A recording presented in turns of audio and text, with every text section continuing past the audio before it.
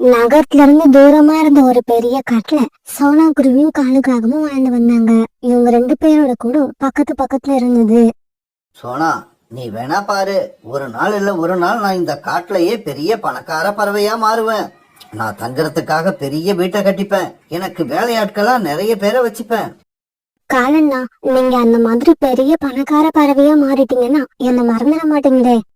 அது எப்படி சோனா உன்னை மறக்க முடியும்? நாம ரொம்ப காலமா பக்கத்து பக்கத்து கூட்டுல குடியிருக்கோம். என்னால உனக்கு என்ன உதவி செய்ய முடியுமோ அதை கண்டிப்பா செய்வேன். சரி காலண்ணா, பேசுனதெல்லாம் போதும். இப்ப நாம ரெண்டு பேருமே ஏழையா இருக்கோம். வாங்க உணவு தேட போவோம். உணவு தேட போனாதான் நம்ம பசி இல்லாம தூங்கலாம். இப்படி பேசிக்கிட்ட ரெண்டு பேரும் பிறகு உணவு தேட போனாங்க. ஒரு இடத்துல சோனா குருவிக்கு கொஞ்சம் தானியங்கள் கிடைச்சது. காலுக்காகத்துக்கு ஒரு இடத்துல ஒரு சோளம் கிடைச்சது. காலண்ணா, நம்ம ரெண்டு பேருக்குமே உணவு கிடைச்சிடுச்சு. இப்ப நம்ம கூட்டுக்கு திரும்பலாம்.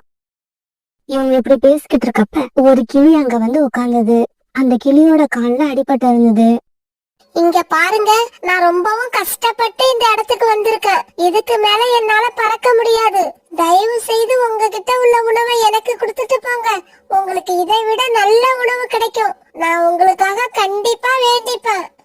ஏய் கிளி, நீ வேண்டிக்கிறதால எங்களுக்கு உணவு கிடைக்கும்னா உணவு உனக்கே கிடைக்கணும்னு நீயே வேண்டிக்க. ஏன் எங்களை தொல்லை பண்ற? எனக்கு கிடைச்ச சோளத்தை நான் கொடுக்கவே மாட்டேன். இப்படி சொன்ன காலுக்காக அங்க இருந்து பறந்து போயிடுச்சு. என்னங்க, உங்க கால்ல அடிபட்டு இருக்கிறத என்னால பார்க்க முடியுது. உங்க நிலைமையையும் என்னால புரிஞ்சுக்க முடியுது. இந்த தானியங்களை நீங்க எடுத்துட்டு போங்க. நான் எனக்காக வேற உணவு தேடிக்கிறேன். இப்படி சொன்ன சோனா குருவி அது வச்சிருந்த தானியங்களை அந்த கிளி கிட்ட கொடுத்துருச்சு. தானியங்களை கொடுத்த சோனா குருவி பிறகு அந்த இடத்த விட்டு பறந்து போயிடுச்சு. குருவி, உனக்கு ரொம்ப நல்ல மனசு. என்னோட பசிய போக்குன நீ இன்னைக்கு இல்லைனாலும் என்னைக்கோ ஒரு நாள் பெரிய பணக்கார பறவையா மாறுவ. மறுபடியும் உணவு தேட போன சோனா குருவிக்கு எங்கேயுமே உணவு கிடைக்கவே இல்ல. இந்த சமயத்துல சாயங்காலமும் ஆயிடுச்சு. அதனால சோனா குருவி எதையும் சாப்பிடாம கூட்டுக்கு வந்துருச்சு. சோனா, ஏன் இவ்வளவு லேட்டா வர? இவ்வளவு நேரம் என்ன செஞ்ச? காலுக்காக இப்படி கேட்ட உடனே சோனா குருவி நடந்தது எல்லாத்தையும் சொல்லுச்சு. இப்பவாவது தெரிஞ்சுக்க சோனா, மத்தவங்களுக்கு உதவி செஞ்சா இப்படிதான் பட்னி கிடக்கணும். இதுக்கப்புறமாவது என்ன மாதிரி புத்திசாலித்தனமா நடந்துக்க. இப்படி சொல்லிட்டு காலுக்காக படுத்த தூங்க ஆரம்பிச்சது. ஆனா வயிறு பசியோட இருந்த சோனா குருவிக்கு தூக்கம் வராம மூச்சுக்கிட்டே உட்கார்ந்து. இந்த சமயத்துல நிறைய தானிய மூட்டைகளை எடுத்துக்கிட்டு புறா ஒண்ணு பறந்து வந்தது. தானிய மூட்டைகள் ரொம்பவும் கனமா இருந்ததால புறா அந்த மூட்டைகளை ஒரு மரத்துல வச்சுட்டு ஓய்வெடுக்க ஆரம்பிச்சது. இப்படி அந்த மரத்துல உட்கார்ந்த புறா பிறகு தன்னோட கூட்டுல உட்கார்ந்து இருந்த சோனா குருவிய பாத்துடுச்சு. இந்த 3 மூட்டையையும் என்னால தூக்கிக்கிட்டு போக முடியாது, ரொம்ப கனமா இருக்கு. அதனால ஒரு மூட்டையை இந்த குருவி கிட்ட கொடுத்துட்டு போனா நாளைக்கு காலையில வந்து எடுத்துக்கலாம். இப்படி நினைச்ச புறா பிறகு சோனா குருவி கிட்ட போச்சு. குருவி, இந்த மூட்டைய உன்கிட்ட வச்சுட்டு போறேன். காலையில வந்து நான் இதை எடுத்துக்கிறேன். அந்த மூட்டை நிறைய தானியங்கள் இருக்கிறத பார்த்த சோனா குருவிக்கு வாய் ஊற ஆரம்பிச்சது. குருவி, இந்த மூட்டையில இருந்து உனக்கு தேவையான தானியங்களை எடுத்துக்கலாம். மீதிய கட்டி வச்சுடு, நாளைக்கு காலையில வந்து எடுத்துக்கிறேன். இப்படி சொல்லிட்டு அந்த புறா அங்க இருந்து பறந்து போயிடுச்சு. பிறகு சோனா குருவி அந்த மூட்டையில இருந்து தனக்கு தேவையான தானியங்களை எடுத்து சாப்பிட ஆரம்பிச்சது. சாப்பிட்டு முடிச்சதும் அப்படியே படுத்து தூங்க ஆரம்பிச்சது. மறுநாள் பொழுது விடிஞ்சிச்சு. சோனா குருவி கிட்ட ஒரு பெரிய தானிய மூட்டை இருக்கதை பார்த்ததும் காலுக்காக அதிர்ச்சி ஆயிடுச்சு. பிறகு சோனா குருவி நடந்தது எல்லாத்தையும் காலுக்காக கிட்ட சொல்லுச்சு. அப்படின்னா அந்த கிளி சொன்னது உண்மைதானா? அப்படின்னா நானும் இதுக்கப்புறம் யாருக்காவது உதவி செய்ய போறேன். அப்பதான் நான் சீக்கிரமா பணக்காரனா மாற முடியும். பிறகு கொஞ்ச நேரத்துல எல்லாம் புறா சோனா குருவி கூட்டுக்கு வந்து நேத்து ராத்திரி அது கொடுத்த தானிய மூட்டையை வாங்கிட்டு பறந்து போயிடுச்சு. பிறகு வழக்கம் போல காலுக்காகவும் சோனா குருவியும் உணவு தேட போனாங்க. இவங்க போனப்ப வழியில ஒரு இடத்துல ஒரு வயதான பறவை ஒரு விறகு கட்டை வச்சுக்கிட்டு நின்னுகிட்டு இருந்தது. உங்கள யாராவது இந்த விறகு கட்டை தூக்கிக்கிட்டு வந்து என்னோட வீடு வரைக்கும் கொடுக்க முடியுமா? இதுதான் நல்ல சந்தர்ப்பம். நாம இந்த பாட்டிக்கு உதவி பண்ணுனா அந்த பாட்டி நம்மள வாழ்த்தும். அதனால நமக்கு ஏதாவது புதிகள் கிடைச்சாலும் கிடைக்கலாம். இப்படி நினைச்ச காலுக்காகவும் அவசர அவசரமா இப்படி பேச ஆரம்பிச்சது. சோனா, நீ இங்கேயே இரு. நான் இந்த விறகு கட்டை தூக்கி கொண்டு போய் இந்த பாட்டி வீட்டுல வச்சுட்டு வந்துடுறேன். இப்படி சொன்ன காலுக்காகவும் பிறகு விறகு கட்டை தூக்கிட்டு அந்த வயதான பறவை கூட பறந்து போச்சு. காகமே, உனக்கு ரொம்ப நல்ல மனசு. எனக்கு உதவி செஞ்ச உனக்கு கடவுள் கண்டிப்பா பெரிய அளவுல உதவி செய்வாரு. அதை கேட்டுட்டு சந்தோஷமான காலுக்காகவும் அங்க இருந்து பறந்து போச்சு. பிறகு உணவு தேட பறந்து போன சோனா குருவியும் காலுக்காகவும் ஒரு மரத்துக்கடியில ஒரு பழைய மரப்பெட்டி இருக்கிறத பார்த்தாங்க. பிறகு அந்த பெட்டியை திறந்து பார்த்த இவங்க ரெண்டு பேரும் ஆச்சரியத்துல மூழ்கி போனாங்க. ஏன்னா அந்த பெட்டி நிறைய தங்கமும் வைரமும் நிரம்பி ஒழிஞ்சுக்கிட்டு இருந்தது. சோனா, இந்த பெட்டியை நான் தான் முதல்ல பார்த்தேன். அதனால இதுல உள்ளது எல்லாமே எனக்கு தான் சேரணும். காலண்ணா, நாம ரெண்டு பேருமே ஒரே சமயத்துலதான் இந்த பெட்டியை பார்த்தோம். அதனால இதுல உள்ளத நாம ரெண்டு பேருமே சரிசமமா பிரிச்சு எடுத்துப்போம். அதுதான் சரி. பிறகு காலுக்காகத்துக்கு வேற வழி இல்லாதால அதுல இருந்த தங்க காசுகளை ஆளுக்கு பாதியா பிரிச்சு எடுத்துக்கிட்டாங்க. இப்ப அந்த பணத்தை வச்சு காலுக்காக ஒரு பெரிய வீட்டை கட்டிடுச்சு. அதே மாதிரி சோனா குருவியும் தனக்காக ஒரு அழகான வீட்டை கட்டிக்குச்சு. காலுக்காக அந்த வீட்டுல தனக்கு வேலை செய்யறதுக்காக 2 வேலையாட்களை வச்சுக்கிச்சு. அந்த பணத்தை வச்சு காலுக்காக ராஜ வாழ்க்கை வாழ ஆரம்பிச்சது. எவ்வளவுதான் பணம் வந்தாலும் காலுக்காகத்தோட குணம் மாறவே இல்லை. அதோட பேராசையும் கஞ்சத்தனமும் அதை விட்டு போகவே இல்லை. முதலாளி, என்னோட குழந்தைக்கு உடம்பு சரியில்லை. அதனால என்னோட சம்பளத்துல இருந்து அட்வான்ஸா ஒரு 200 ரூபாய் கொடுங்க. இங்க பாரு, என்கிட்ட இருந்து இந்த மாதிரி நீங்க எல்லாம் 10 ரூபாய் கூட வாங்க முடியாது. மாசம் பிறந்த உடனே சம்பளம் கொடுக்கறல்ல, அவ்வளவுதான். அதோட என்னோட கடமை முடிஞ்சு போச்சு. அதுக்கப்புறம் இந்த மாதிரி என்கிட்ட வந்து அட்வான்ஸ் கேட்டீங்கன்னா உங்களை எல்லாம் வேலையை விட்டு எடுத்துருவேன்.